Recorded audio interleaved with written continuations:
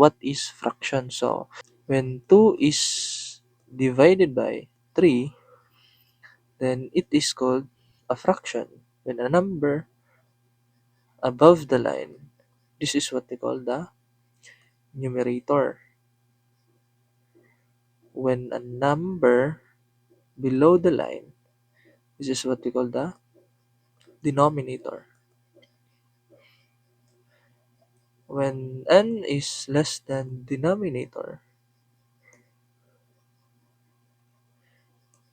can be expressed as a proper fraction, just like this. Then, kung ano naman kung yung numerator natin is greater than denominator, like 7/3. So, this is what we call, or it can be expressed as improper fraction. So, sa improper fraction, we can transform this into mixed number.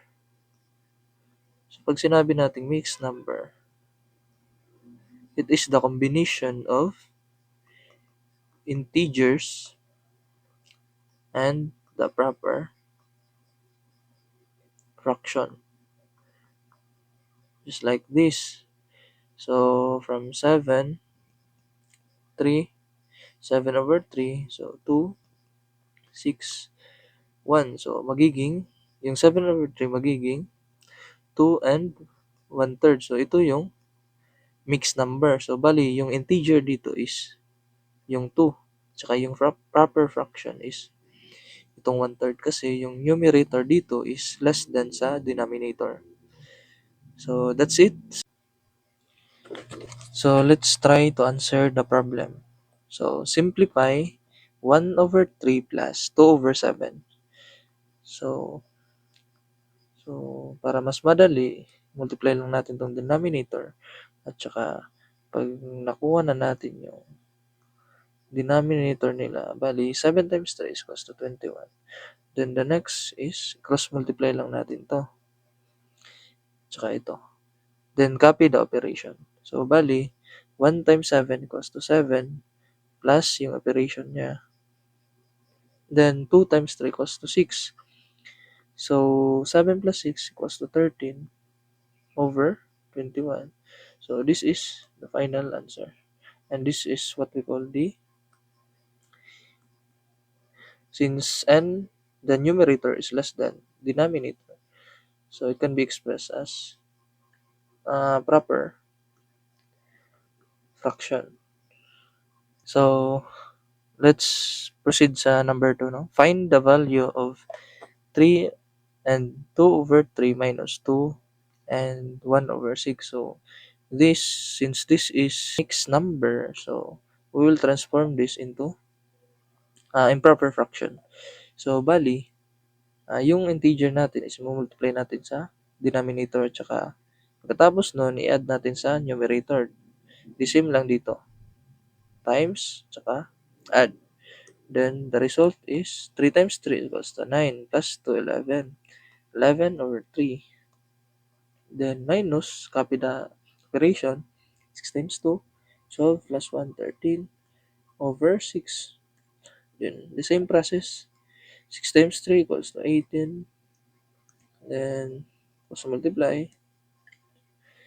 So, 11 times 6 equals to 66. 66 minus 13 times 3 is to 39. So, bali, 66 minus 39. So, borrow, magiging 5, tsaka 16 minus 9 equals to 7. Right? Then, 5 minus 3 equals to 2, 27. So, bali, 27 divide 18.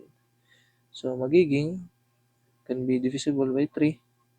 So, divide natin by 3. 27 divide 3 is equals to 9. Then, sa 18 is equals to 6. So, it can be reduced. Divisible by 3 na naman. So, magiging 3, 9 divided by 3 equals to 3 over 2. So, since this is the improper fraction, so we can transform it into mixed number. So, 3 halves, so 2. 1 times 2, 2, 1. So, the answer is 1 and 1 half. So, this is the mixed number. It's the final answer.